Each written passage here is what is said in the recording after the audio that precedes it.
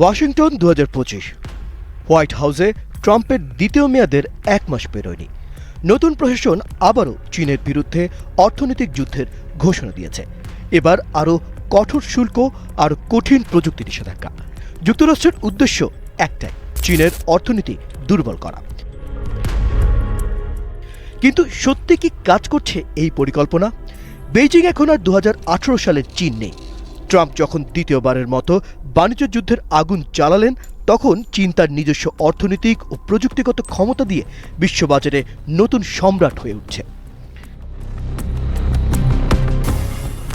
2025 সালের জানুয়ারিতে ট্রাম্প ঘোষণা দিলেন চীনা পণ্যের ওপর নতুন করে 60% শুল্ক বসানো হবে। যুক্তরাষ্ট্রের দাবি, চীনের সঙ্গে বাণিজ্য ঘাটতি রেকর্ড পরিমাণে বেড়েছে এবং আমেরিকার ম্যানুফ্যাকচারিং খাত ধুঁকছে। কিন্তু এই ঘোষণার পরপরই নিউ ইয়র্ক স্টক এক্সচেঞ্জে বিশাল ধস নামে, কারণ বিনিয়োগকারীরা জানেন এই শুল্কের খেসারত দিতে হবে আমেরিকান ব্যবসা ও ভোক্তাদেরই। অন্যদিকে চীন আগেই এর জন্য প্রস্তুত ছিল, তারা দ্রুত পাল্টা ব্যবস্থা নেয়।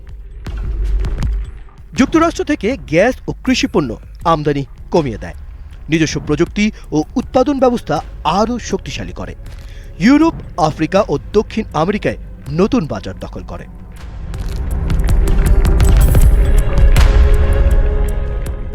দু সালে যখন ট্রাম্প প্রথম বাণিজ্য যুদ্ধ শুরু করেন, তখন চীন হয়তো কিছুটা ক্ষতিগ্রস্ত হয়েছিল। কিন্তু 2025 সালে এসে চিত্র একেবারে বদলে গেছে। এখন চীন শুধু আমেরিকার উপর নির্ভরশীল নয়, বরং দক্ষিণ আমেরিকায় বিশাল বিনিয়োগ করছে, আফ্রিকায় অবকাঠামো উন্নয়নের মাধ্যমে প্রভাব বিস্তার করছে, ইউরোপ ও এশিয়ায় বাজার দখল করছে। বিশ্ব অর্থনীতিতে এখন চীনের দখল আরও গভীর।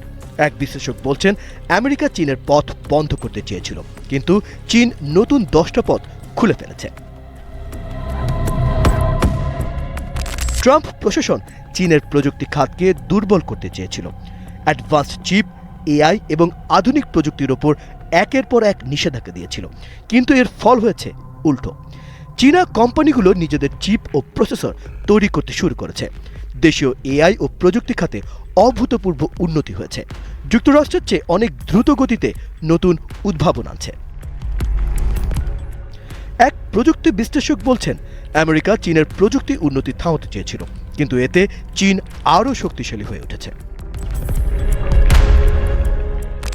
বিশ্ব অর্থনীতিতে 2025 সাল এক নতুন বাস্তবতা তৈরি করেছে।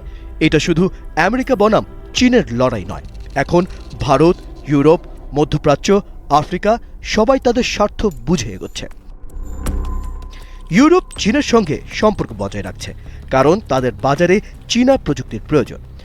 রাশিয়া ও মধ্যপ্রাচ্য চীনের দিকে ঝুঁকছে, কারণ তারা ডলারের বিকল্প খুঁজছে। দক্ষিণ আমেরিকা ও আফ্রিকা চীনের বিনিয়োগকে স্বাগত জানাচ্ছে।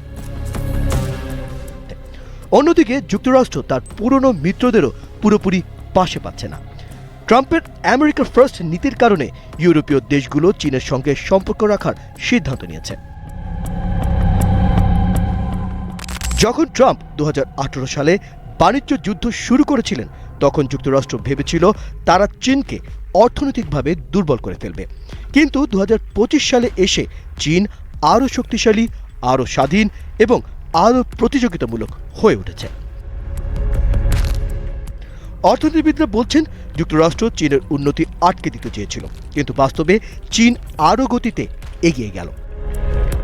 তাহলে কি বিশ্বযুদ্ধ ছিল আমেরিকার জন্য আত্মঘাতী সিদ্ধান্ত, নাকি ট্রাম্প প্রশাসন নতুন করে চাল দেবে? বিশ্ব তাকিয়ে আছে পরবর্তী অধ্যায়ের দিকে।